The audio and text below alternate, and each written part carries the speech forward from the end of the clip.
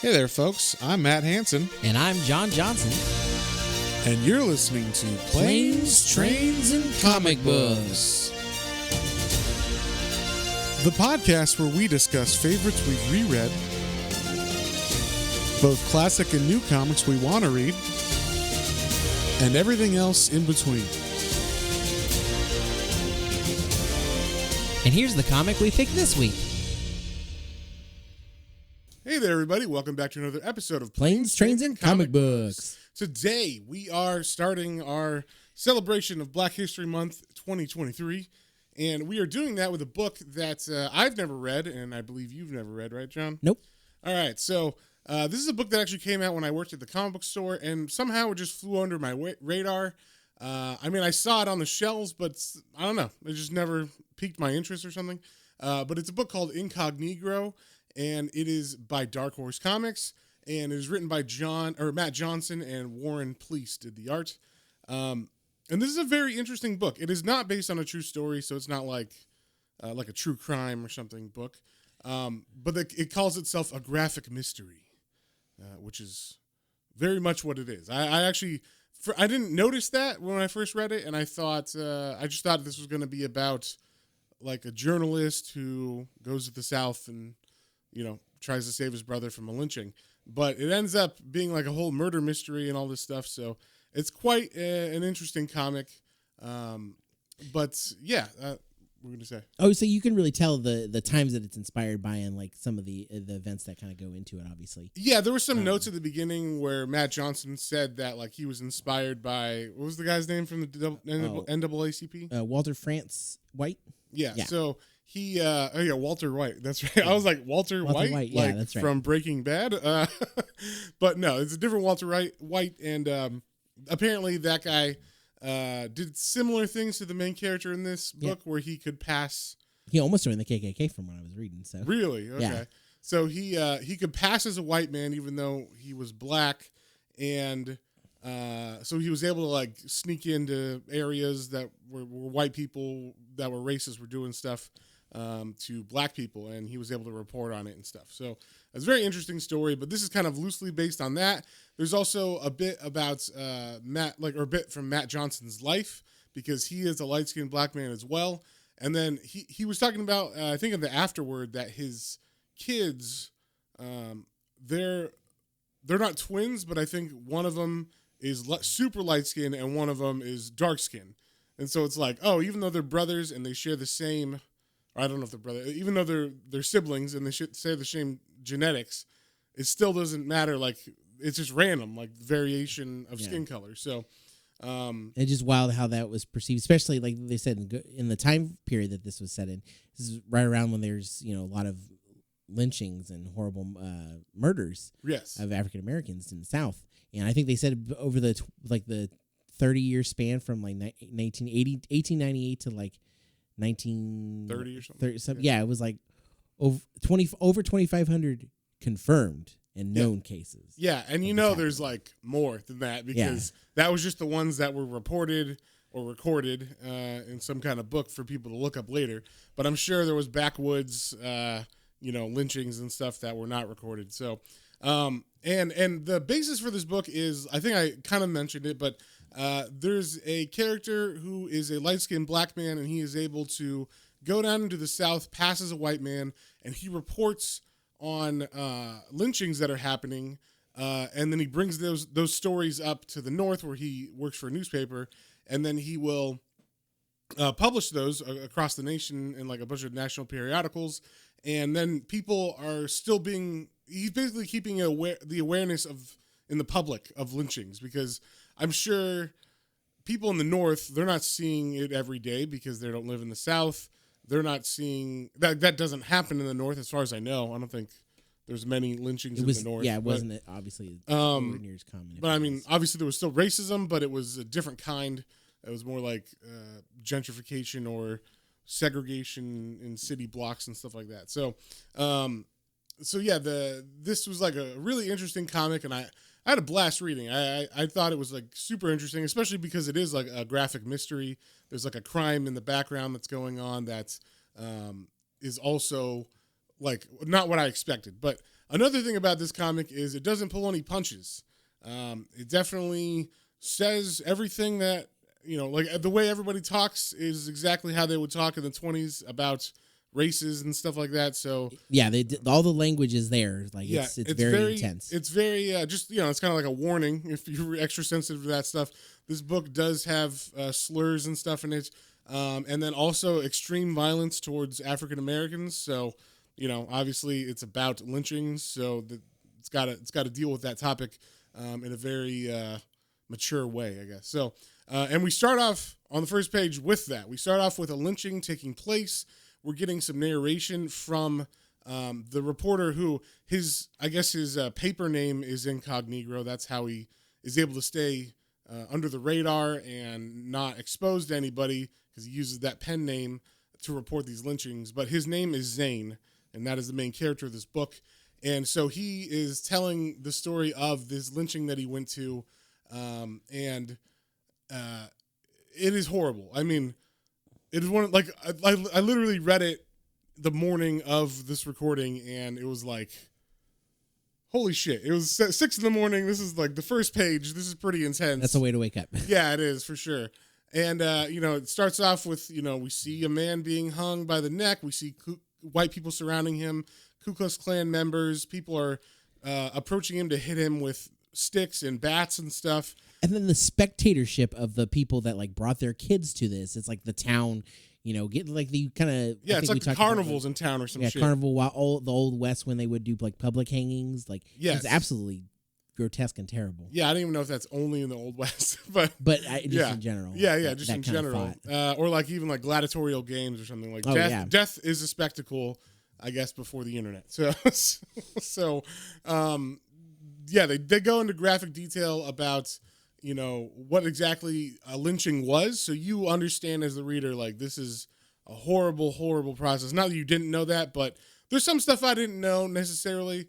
Like, I've heard of this, but I didn't know it was like that commonplace. They would actually castrate the people that were being hung if they were male, and then it was kind of like a piñata. Like they would let people beat the person after that, and then they would dress them like a clown as well. Yeah, and I didn't know that they would dress people after. Yeah. Like that was pretty. And it was probably depending on the murder and how spontaneous it was, like the lynching. But like if it was a planned thing, like, oh, we have time to prepare, we're going to make it like an event in the town.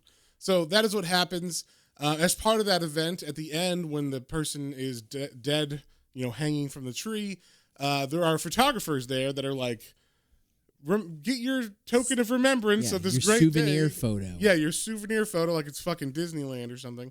And so this person is setting up a photograph stand, and it's like the old timey cameras where you have to stand super still and just it exposes to light or whatever. So it's not very quick process, but so there's a line being made for this photograph, and so we see a man, and that is Zane, our main character, who is walking around, and he's saying like, oh, a free photograph to everybody, like one free photograph, if you just give me your name, your address, who you work for.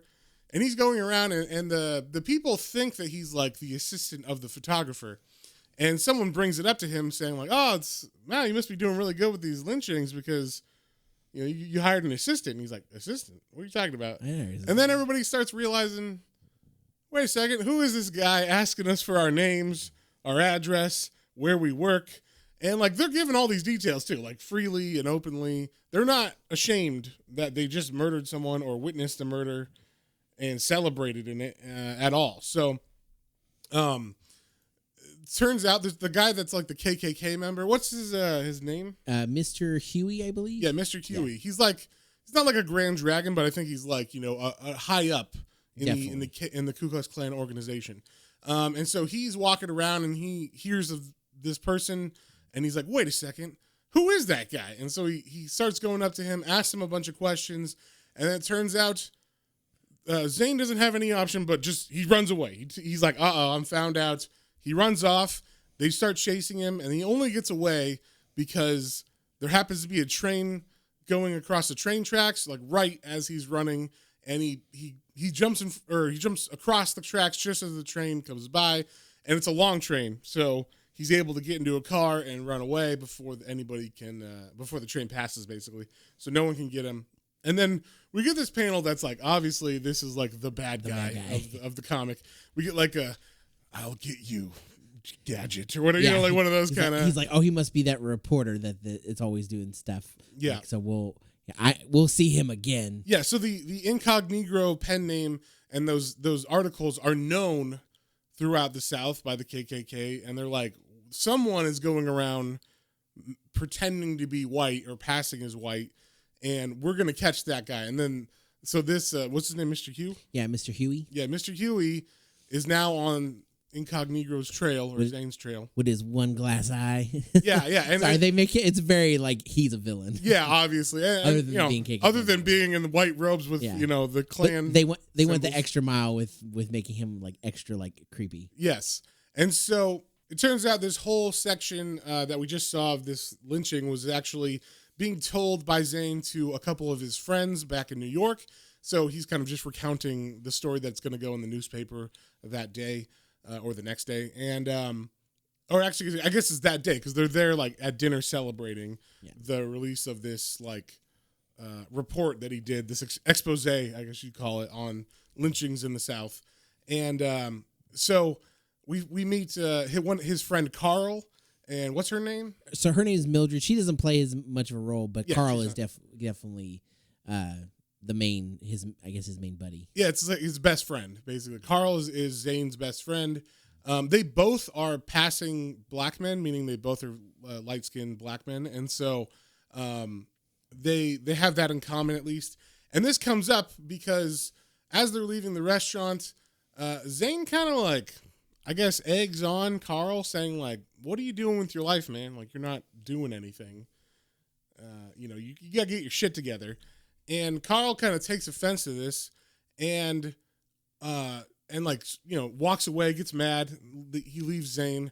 Then we cut back to, then we cut to, I guess, the newspaper that Zane works at. And I don't know if this is the next day or if it's like that later that night he goes back to the office. And I don't know if back then, maybe because newspapers were the only media that had any information and they needed to be running kind of 24/7 or something. But it seems like in old movies and stuff, newspaper buildings just always had people doing something at all times. So, which makes sense. You got to keep the presses rolling, You got to have copy edited at all times. So Zane goes to his office and he's actually there to say, like, I don't want this column anymore. Because he doesn't, he's incognito. He's anonymous as the writer. No one knows he's writing all these really popular, very hard-hitting journalist pieces, and so he's not getting anything out of it other than exposing these horrible things. He wants a name. He wants people to recognize him. He wants to be able to move up, and so he tells his boss, like, "Look, I'm done with this. I just want to be like a regular columnist and like maybe do opinions or something." And his boss is like, "No, like I already have enough of those. You are doing really good work, and you can't expose yourself because or else you'll have to stop doing it because you're exposing yourself, and like telling everybody who you are. So now the KKK would know, oh, that's you at the lynching, so they won't let you go there or they try to kill you. But he says, okay, like if you have to do this, if you're really giving up, then I got one last thing for you." And he hands Zane a file, and it's something about, there's like an urgent, it says Tupelo, Mississippi urgent. And it turns out that this is a file on Zane's brother who lives in the South still, specifically Tupelo, Mississippi. And it turns out he has been arrested for the murder of a white woman.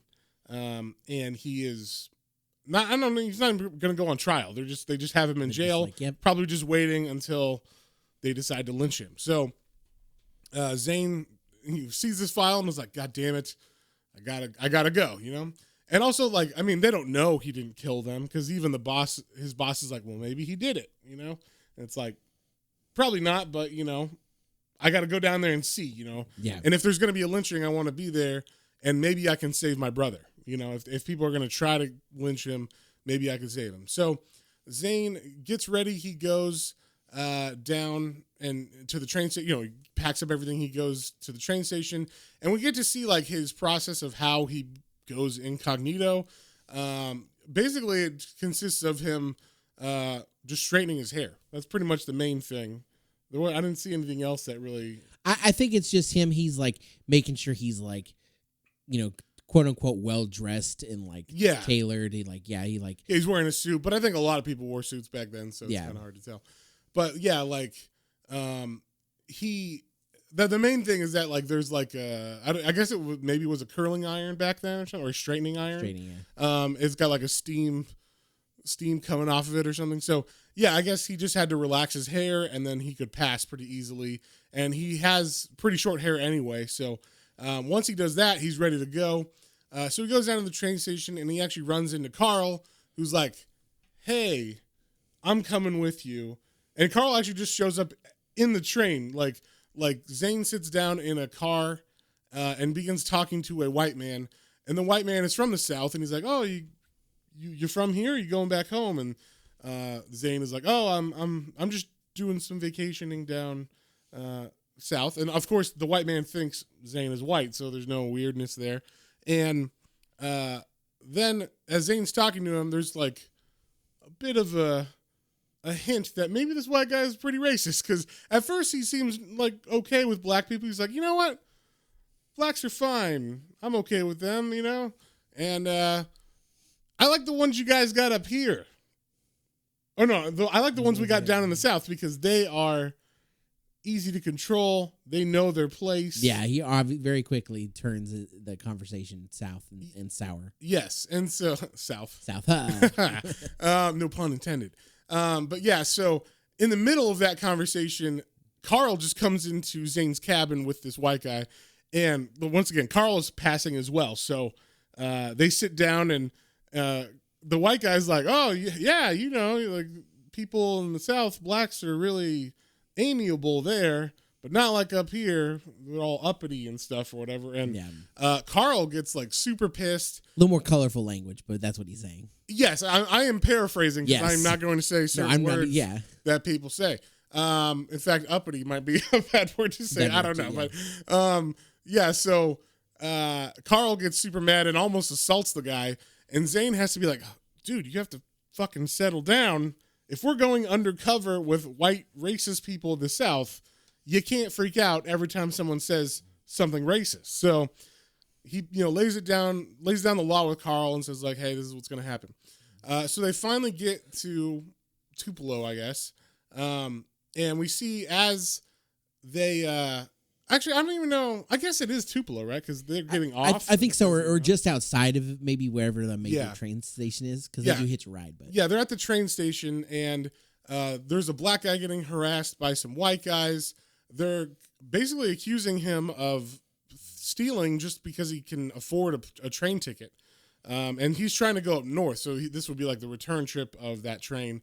And so Zane actually steps in, and like at first Carl's like, "We got to do something. Like, I'm gonna go punch him." And Zane's like, "Hold on, like this is not what we do. Watch and learn, buddy." He's like, "I'm gonna help, but in the right way to help that person." Yeah, as far as like to stay incognito. Yeah, and so Zane walks up to them and is like, "Why are you guys trying to stop a black guy from leaving? I thought we don't want them here." And they're like, "You know what? You make a good point." And then, at first the kids are like, "Well, who are you to say anything?" And then he says something about he uses words, and this is real. I mean, it seems fucking ridiculous, but the Klan had made up words that they would say to each other that like were acronyms for like, "I am in the Klan." And then it was like, was it AYAK and Akia? I don't know, or Akia or something. A Klansman, I am. Yeah, that's what Akia means. And like, so they're saying words that don't mean anything to anybody else technically, but I'm sure everybody knows that that's what that means. Yeah. And it's telling each other like, "I'm in the Klan." And so he's pretending to be a high up Klans person, and he's saying, yeah, just let this black guy leave. Like, we don't want more of their kind here. So they end up listening to him, and he actually, like, throws the bags of the black kid onto the train and is like, get out of here. We don't want your kind here. You leave. He pulls like a Harry and the Hendersons. Yeah. You know, like, wow. where he's trying to like get the guy out without letting anybody realize what's happening here. So, and then it turns out as they're trying to find a ride off the train station, Zane and Carl run into that kid's dad, and he says like, I'll give you a ride on my wagon because you helped my son out, and also like I owe you one. Like, and I was like, I don't know. I forgot about this until later on, but it does come into play that he owes them one. Yeah. So, and also he's like, also, I know you guys are black. Yeah. Like right away as they're on the back of his car, he's like, or on the back of his buggy.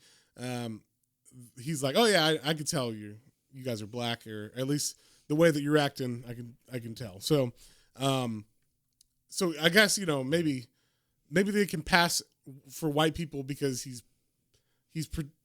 been doing it for a long time, pretending to be white. Yeah, and I think what he was saying it literally was the color thing. Is because when they look at them, they don't they see them as white, so they don't. It's a perception. Yeah, it's perception for them. So if you walk in, no black man is going to walk into a room of Klans people. They're not expecting it. You know, it's out of nowhere. So their mind doesn't even go to, oh yeah, they are black. And this actually comes into play because Zane's brother, who's named Alfonso, is his twin brother. So he literally looks exactly the same as him, just a lighter shade or a very lighter shade of his brother who's dark black. And he's like no one notices that in the entire comic, except I think once he points it out to the sheriff or something at the end, it's I'll be damned. Like, you are his brother.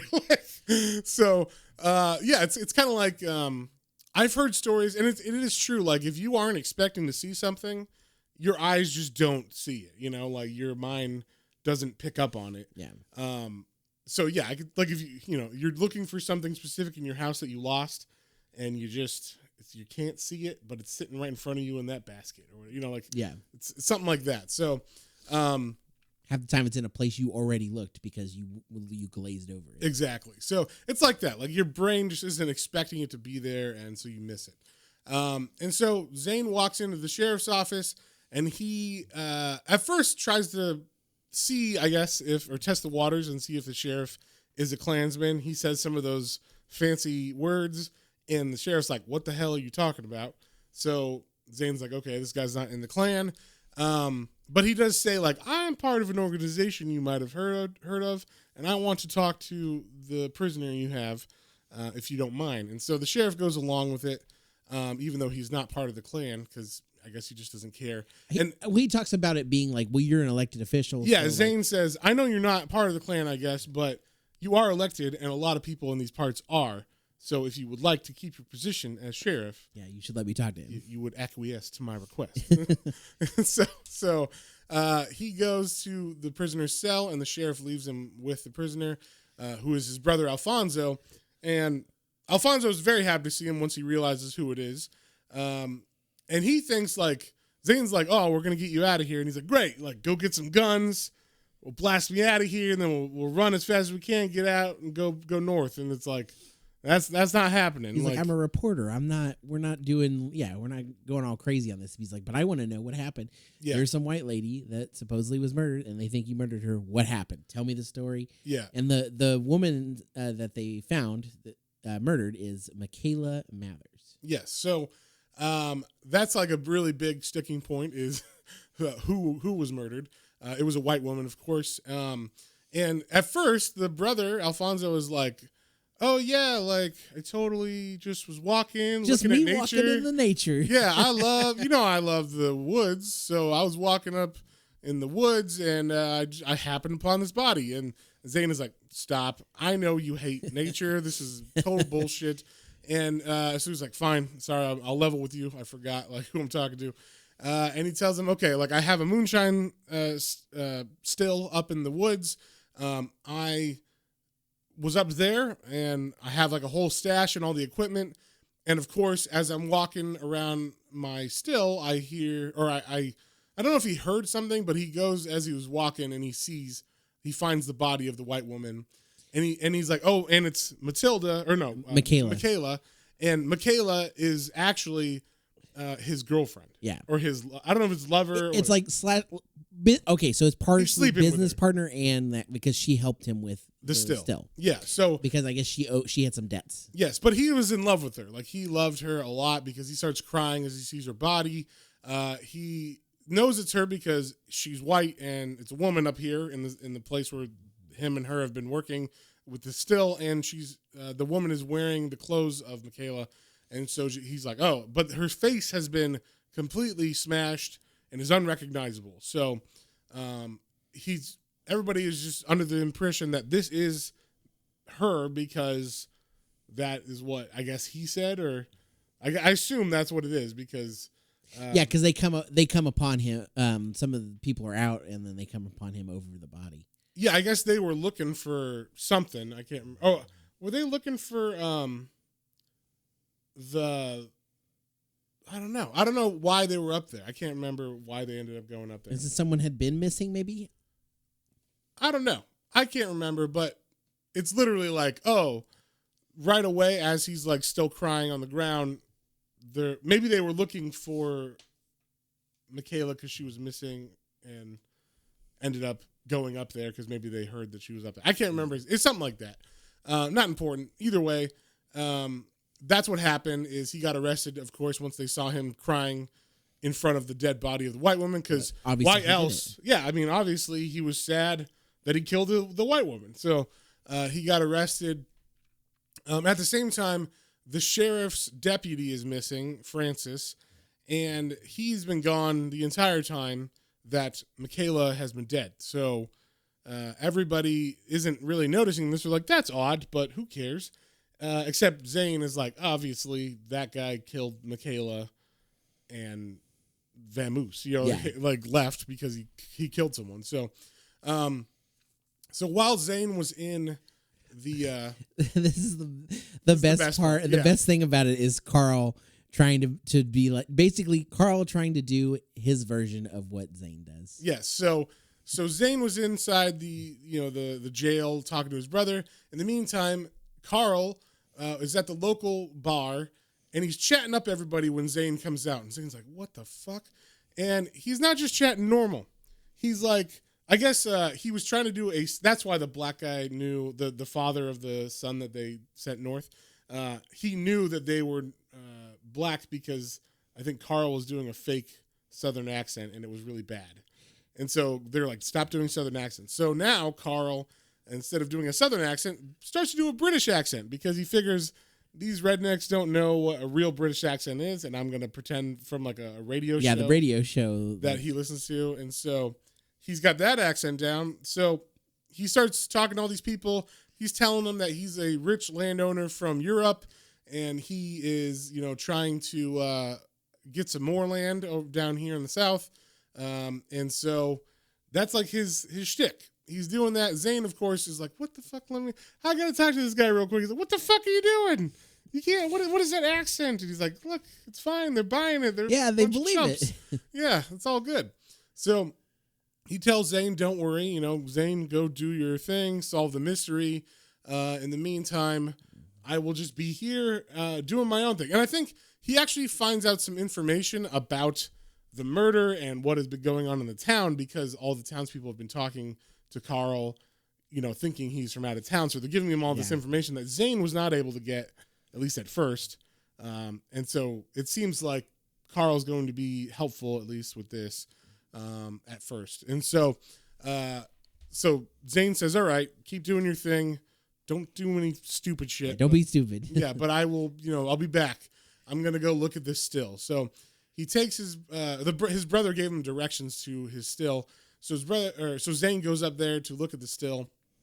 And it's all smashed up because this is in the 20s, right? Yeah. Okay, so this is during Prohibition, which is why it's a big deal that he would have a still. So the cops, when they arrested him, also smashed up all his equipment. But also he left something that the cops didn't find, and that is a giant stash of moonshine that he's put in like a cave, like an old bear cave. that the cops didn't find. So he tells them like, hey, I need you to get any equipment that isn't smashed and also figure out how to get all that moonshine out of there, Zane. And then you can come save me. Because that's like all the money I ever had in the world is there. Right there. He goes, right there. That's my investment. So as Zane is up there, he's kind of looking over the scene. Someone shoots him in the hand. And it turns out that as he's running, Zane runs into this cave where he finds the moonshine. And then it turns out because Zane takes a thing, he doesn't know what to do. He doesn't have a gun or anything on him. So he's like, okay, well, I got all this moonshine and I have a lighter. So he uses like a Molotov cocktail, basically. He uses one of the moonshine bottles, throws it at the person shooting at him. And it turns out he hits that person, but they're able to remove their coat before they burn to death or whatever. Yeah.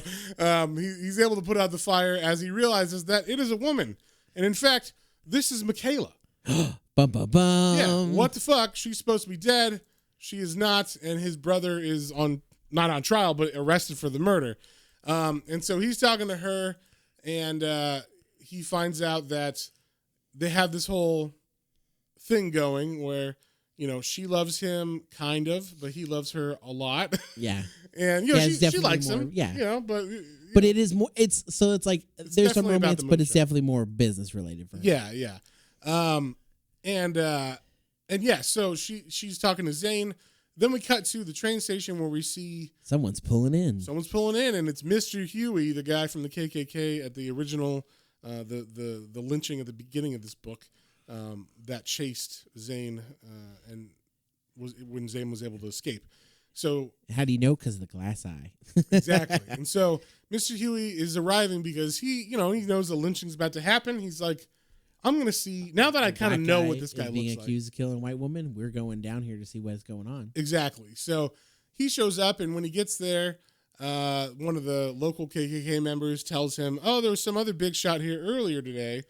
Some of the kids said, they were talking to him, and he's like, other big shot? What are you talking about? Yeah, I'm the only one from not corporate, but the higher up office. Yeah, the corporate office. The corporate office of the KKK. Yeah. From whatever area KKK that was going to be coming. So. Sure.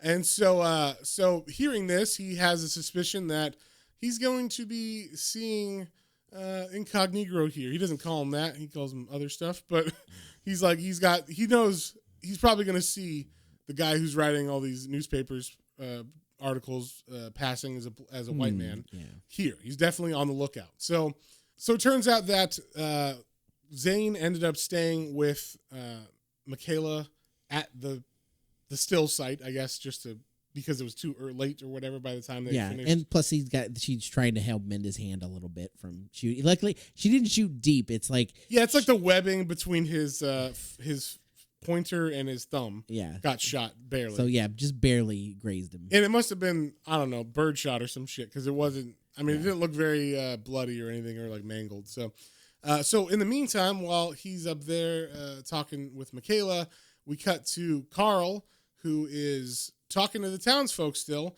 and he is selling them the biggest fucking tales about England and about how much money he's got and about how he is definitely going to buy land from people. So one of these townsfolk says, like, hey, if you're going to buy land and maybe you want to check out mine, I got a shit ton of acreage and I don't care about it. So you should buy that, but also stay with me so you can take a look at it.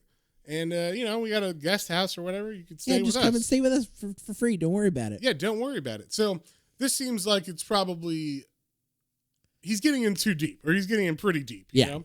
This was definitely a warning for me, like a red flag in my head. I was like, do not stay with a man. Don't stay on this. Yeah, don't stay with his family. And even, that was only a 2-page interaction between Carl and this guy. And then when Carl leaves to let me go see if I can find my associate. Yeah. The white guy that's going to let him stay at his house is talking to someone else. And the guy's like, what the fuck are you doing?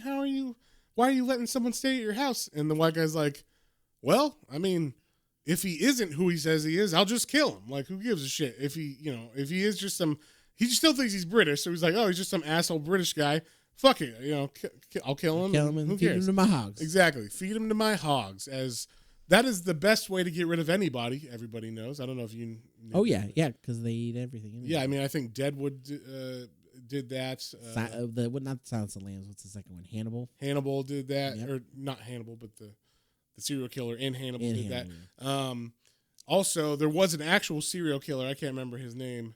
That did that as well. So okay. He owned like a hog processing plant, and he would murder people and then feed them to the hogs. So I mean, yeah, sure, why that's not? one way to do it, I guess. So yeah, he's definitely heard about this. So in the meantime, we're getting the full story from Michaela. She's telling Zane finally, now that they've, I guess, she believes his story that he is the brother because she sees him. Like she finally like looks past the color and like, holy shit, you do look like Alfonso. Okay, you are his brother. You're just light skinned. Yeah, Alonzo. I'm sorry, Alonzo. How did I say Alfonso? Yeah, I don't know. They're close. It's close enough. We'll say Alonzo from now on. But yeah, so she's telling him exactly what really happened because if she's not dead, who the fuck was dead, So she's telling him, like, I like this. I like it when they do this in comics or in movies. There's a narration where she's telling Zane, like, oh, I was doing my job, working hard at the still. And then we cut to the actual panel where we see that she was, drinking the moonshine, getting super drunk and yelling at the moon or whatever. And like, not really in her right mind. And then it ends up because she drank so much moonshine, she got diarrhea. Then she went to go take a shit. And then as she was taking a shit, she heard someone step on a stick and she got scared. And then as she went over to that noise, she saw the dead body of a girl and she figured, okay, like sucks to be that girl, but she owed money to someone in town that was threatening to kill her. So this moonshine still was going to be like her way out.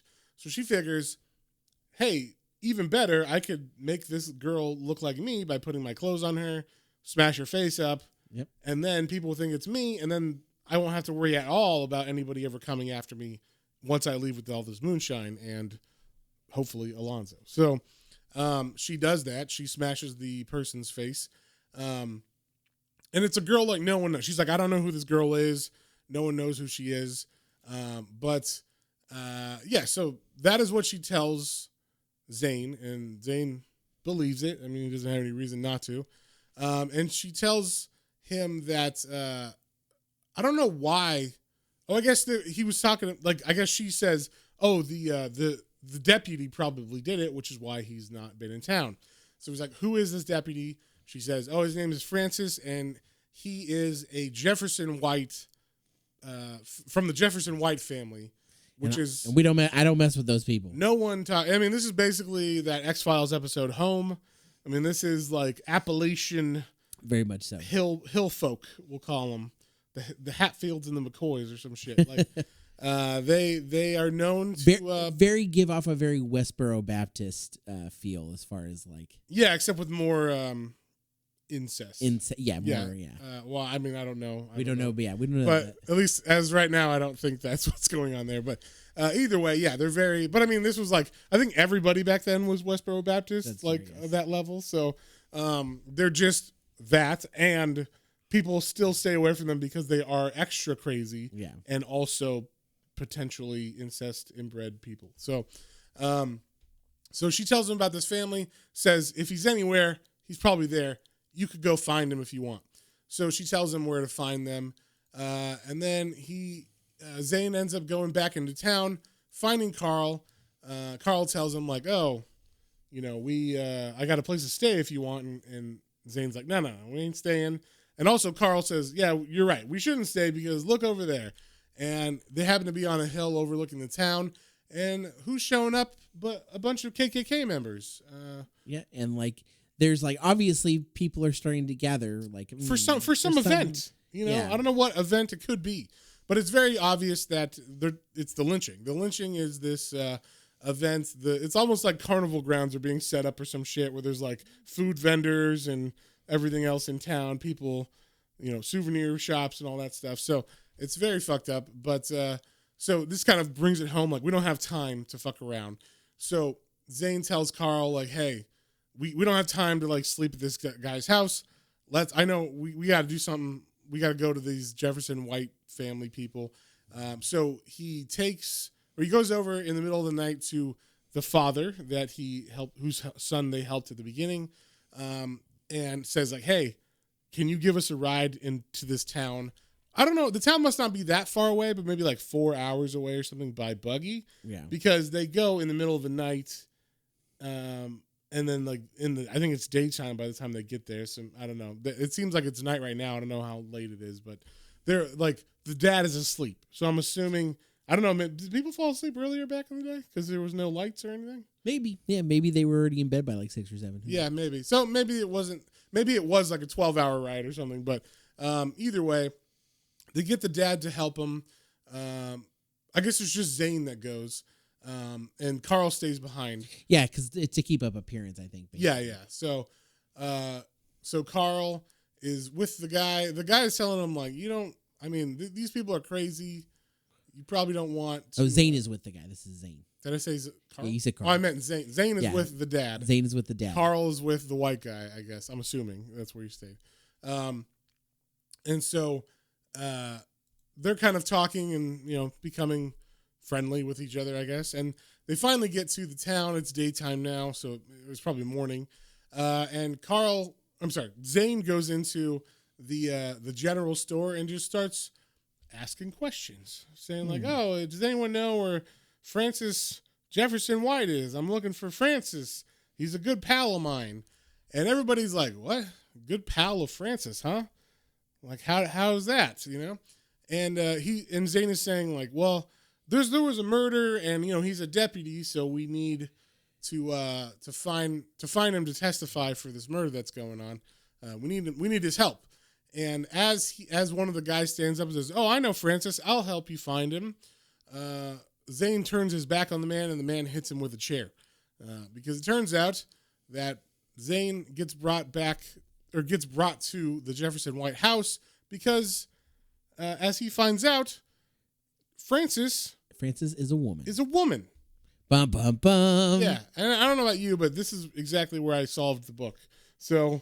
At least the main part of the book. Yeah, like from there I was like, oh, okay, well then we think we know who. Obviously, the woman who was killed is Francis, but Zane doesn't put that together right away. Yeah, well, I was like, oh, okay, but she was a deputy who was a he, and then there was like, oh, well then someone's posing as a deputy with that name, or there was some questions for sure. Yes, so. It turns out, like, Zane is left at that family's house. He's in a cage. They have him caged. Yeah. Along with the father that helped him come into town. Because they were like, oh, he's with you.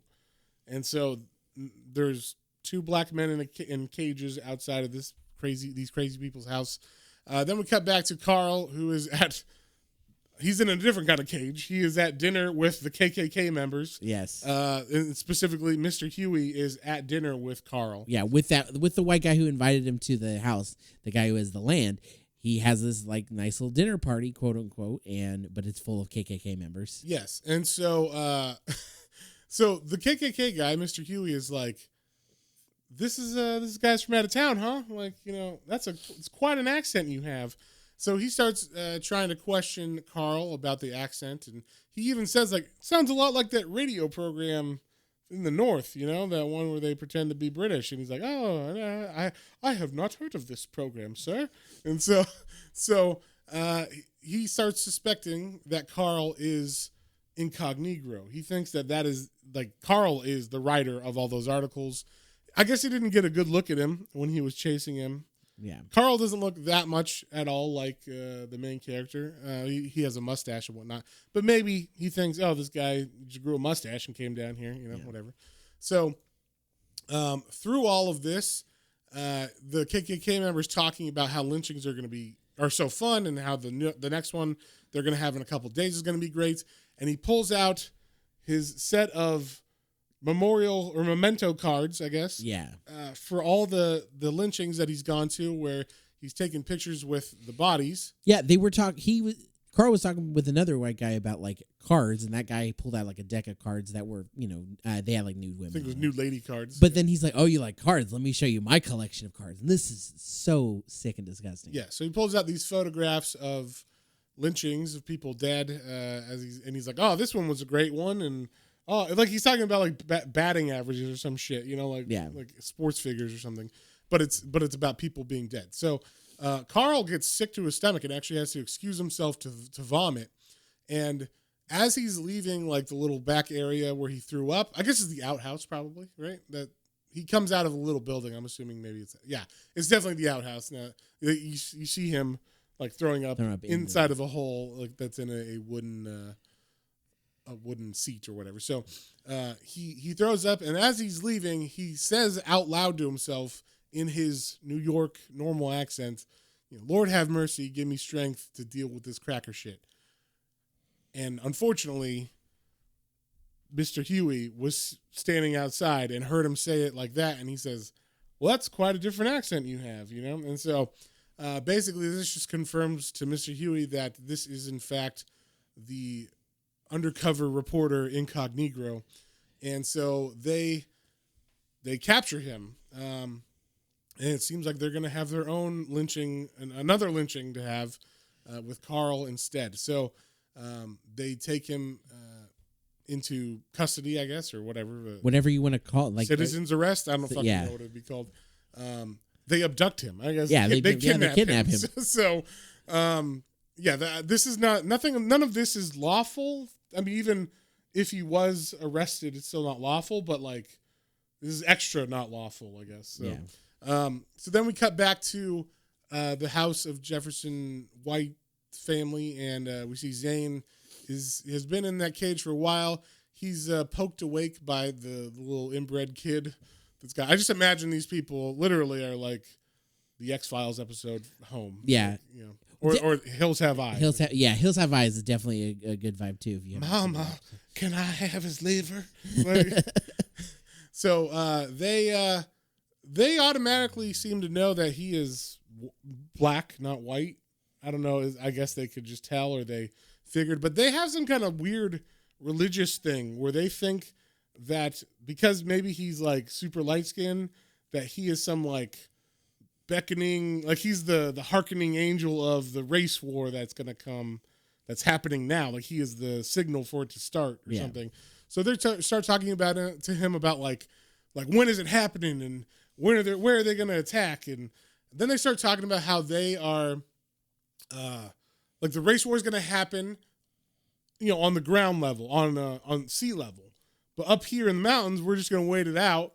And then when all the black people kill all the white people, they're going to need someone to think for them because they can't think. So we're going to be the like leaders of those black people, and it'll be great. It's the weirdest fucking ideology. I'm assuming this is like a real ideology that they that existed or something, because it is batshit crazy. I don't understand how you could think it, but there's a lot of things I don't understand about this book, how you could think it. So, so anyway, they tell Zane this whole thing and the dad, and this was like my favorite part in the book, I think.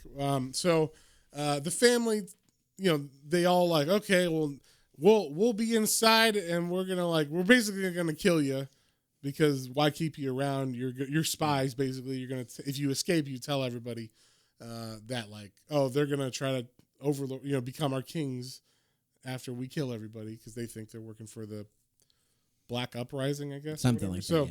Yeah. So Zane uses his words. He's always pretty good on his feet. So the uncle, the crazy stupid uncle, is still outside. He's by himself now, and he's talking to them. And Zane says, you got it right. Like we're trying to kill you for sure. Specifically the whites down there, but I don't think you're good enough to rule us, but I don't know, you if you're gonna kill us, you try to take him on first, because obviously you're like so big and powerful, you could definitely kill us by yourself. You don't need your family. And the guy's like, you're damn right, I don't need my family to kill one of yous. And so he And then I guess Zane is like, well, you could probably kill both of us. And he's like, yep, I definitely could take you both on myself. And then he opens the cages to both of them. And then Zane and the dad proceed to beat the shit out of the uncle. And I love it because he's just like, oh, hell, as they rain fists down on him, which I thought was fun. And he says, not in the face. So, that's like the main the way that they escape. And then we cut to Carl. Carl is now on the run. I guess they probably did to make the anticipation greater for the lynching, told Carl to run, and now they're like hunting him with dogs and stuff. So Carl's on the run through the wooded areas around this town. And he eventually gets caught, and they beat him up. And then this is where the Mr. Huey, there you go. Mr. Huey tells Carl why they're doing this. He says like, oh, I know who you are. You are this guy. And he pulls up a newspaper and it says like, lynchings by Incognegro. And he's like, this is your article. I finally caught you. I've heard about you for so long. And like the last time I almost caught you, but you got away. And this time you didn't. And Carl, I guess knowing that he's going to die, he kind of, like at the beginning of the book, we were saying he didn't have anything going for him. He was kind of just like walking through life without a purpose. And he decides like this is his purpose. He says, I am Incognegro. Like you caught your man, because he figures like, okay, if these people are satiated, Zane can get out and tell the story and also get his brother out. So it's like for a greater purpose kind of thing. Yeah. He says that he is in fact Incognegro. He confesses, even though he's not. And then Zane comes back into town, and he stops at, where does he stop? He stops at the.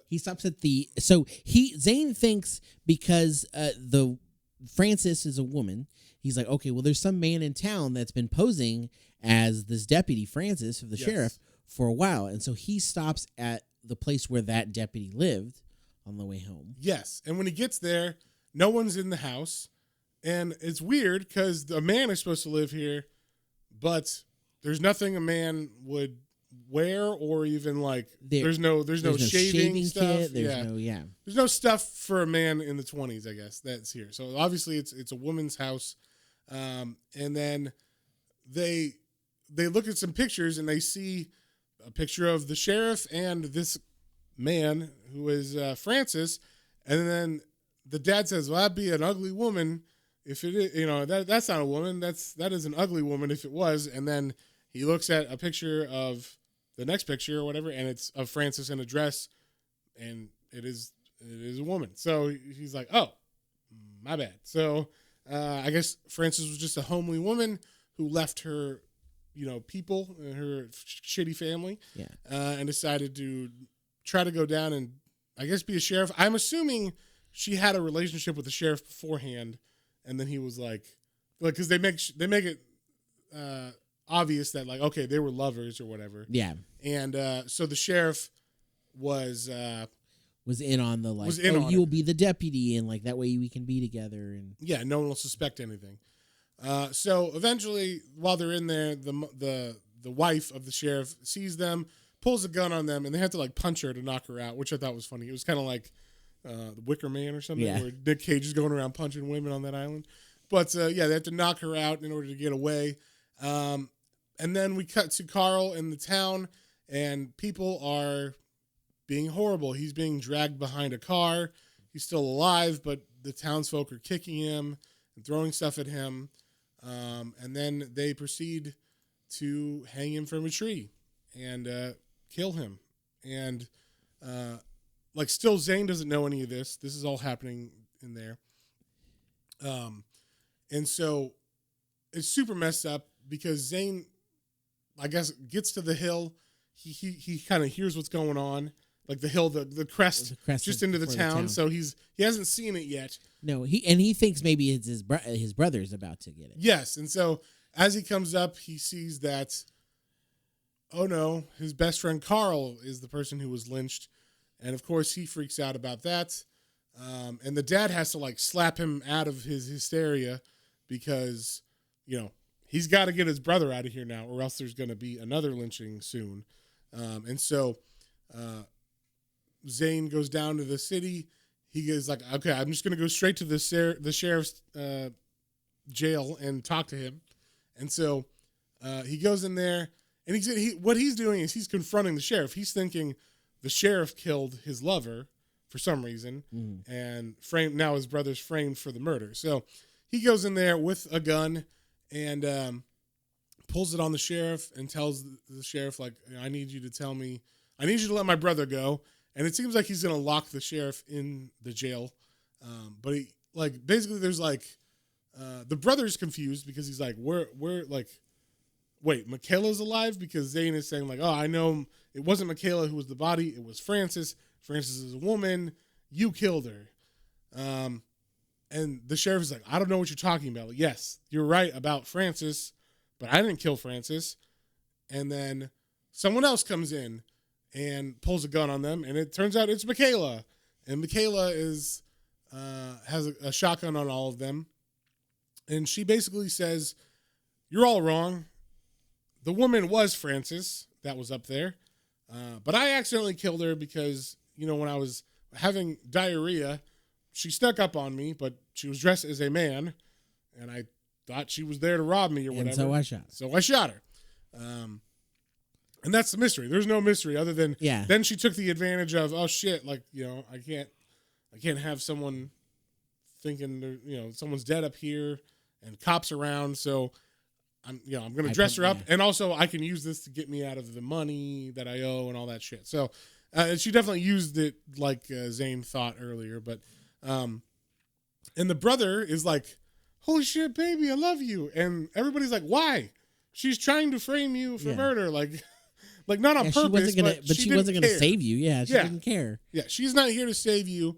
So yeah, there's this whole thing. And I did like the sheriff like drops to his knees too. He's like, oh man, like, so you did. Like, now I know who killed her, because he did apparently love Frances. So. Yeah. I mean, at least, he had a wife, but apparently she was just making pies while he was fucking Frances. Yeah, so. I guess so. But yeah, so anyway, the sheriff kind of attacks her to like get out of this situation, and also because he's mad that she killed Frances. And then, because she also makes a joke about like how homely Frances looked or something. And, yeah. So he starts attacking her, and he ends up shooting her in the face with her own shotgun. And at first, the brother, Alfonso, was like, oh my God, you killed my love. And then Zane is like, your love? She was going to fucking... trying to murder. Yeah, she was going to leave you here to be lynched, So that kind of snaps the brother out of it. And then the sheriff just says, get out of here. You're free to go. I'm just going to take care of Michaela on my own. I'm the sheriff, whatever. Everybody else is busy with the lynching still, so you only have a limited amount of time. Yeah, he's like, okay, I feel like I got justice here.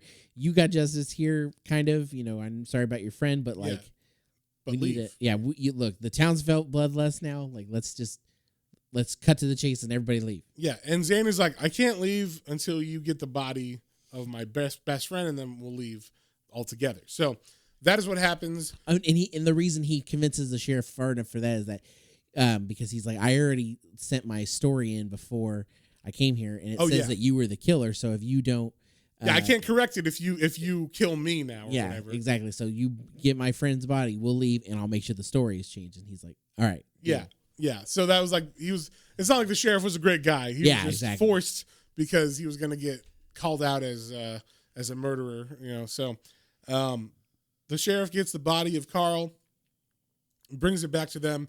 And they don't really go into how they get back or the struggles of taking a dead body of a friend or whatever with his black brother back to New York. But they do. They just are able to get back pretty easily. I assume it looks like they go back a ways because it's like he's on the back of a truck and they show him in like a boxcar kind of situation. Right. So. I would just think it would be really hard to like hitchhike as a black man through the South. Yeah. Because it's his brother and him now. So it's not like... I think if they're standing next to each other, it still would be. You would probably be like, huh? Wait a second. Yeah.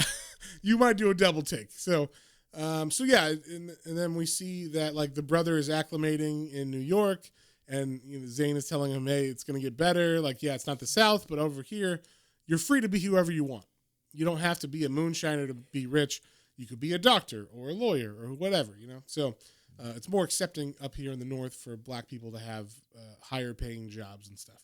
And then Zane publishes his last story, and it is his last story because he wants basically to the memory of Carl, I guess, to live on, because that kind of would signify. I mean, I guess the guy would know like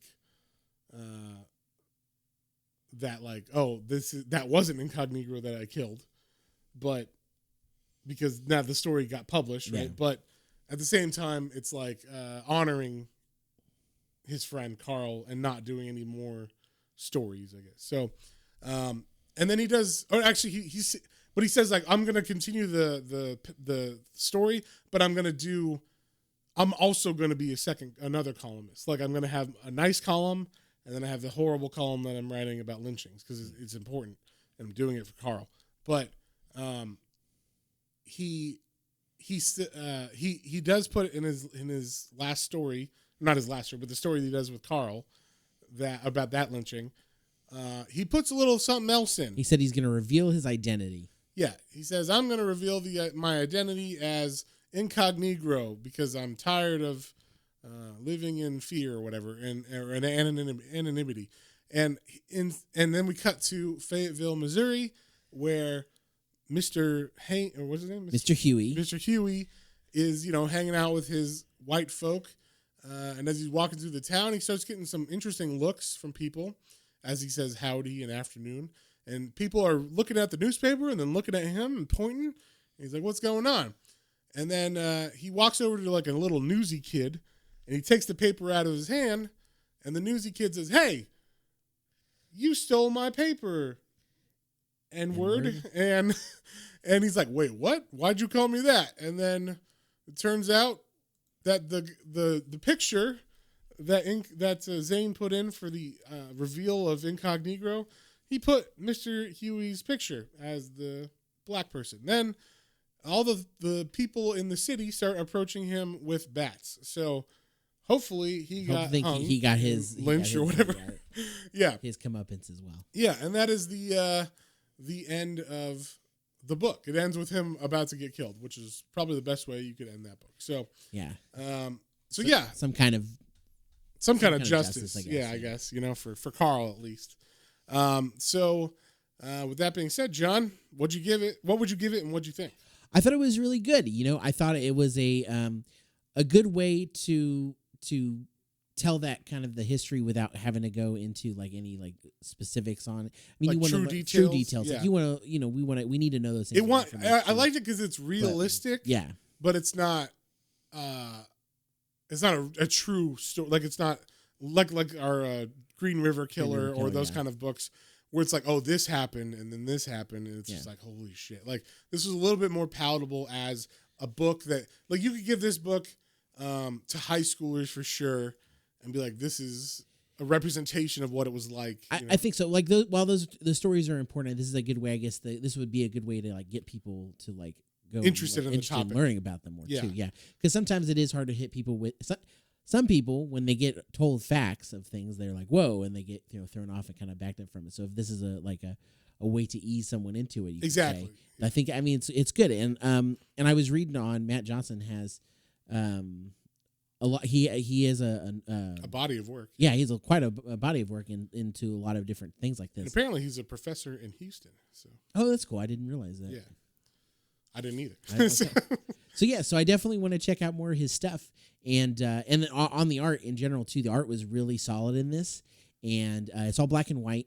But we didn't really talk about the art, but it is black and white. It's got like grays and stuff too. Yeah, so, black and white isn't like there's no like, even when there's blood, there's no blood. It's gray tones. It's gray tones, but it's really good as far as like getting things across and having the, like you said, the difference between Zane and his brother, and really making the bad guy giving him that extra milky eye, the milky glass eye thing going on. So it was really good. I really enjoyed it. It was a good start, like I said, to our Black History Month. We'll find out what our next one is from our poll from our patrons. Yeah, which we'll find out next weekend, and then we'll do it the week after. Yeah, and we'll make sure you guys go through and check out. We have a great back catalog, and we've had some really good ones that we've dived into for Black History Month every month. So definitely check those out.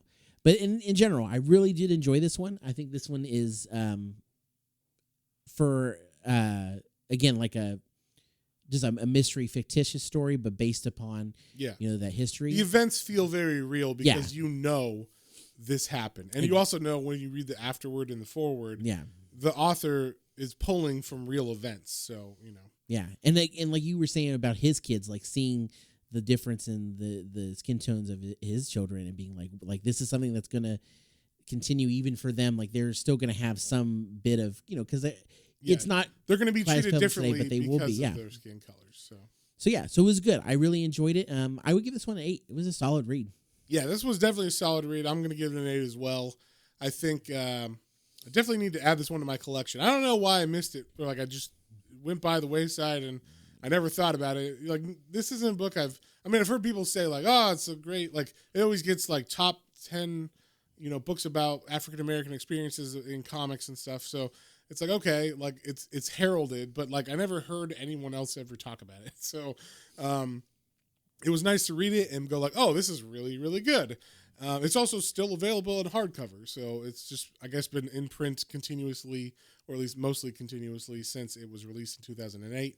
So you can still buy a nice hardcover for like $20 on Amazon. So I'm definitely going to pick that up. And I think it's got like an interesting size as well. It's not like a standard comic book size. I think it's more square. Yeah. So it kind of feels more different. Like its own format makes you like, oh, I got to take a second look at this. What is this? Kind of thing. So I like that about it. I like weird shaped comics. Like I do too. I like when they're a little different from the normal standard size. So yes, yeah. So I think like you said, we got our poll going. Speaking of our poll, we should thank our patrons that vote on that poll. So if you would like to be a patron like Hoku, Otaku, Mike, and Christian, we thank you guys very much.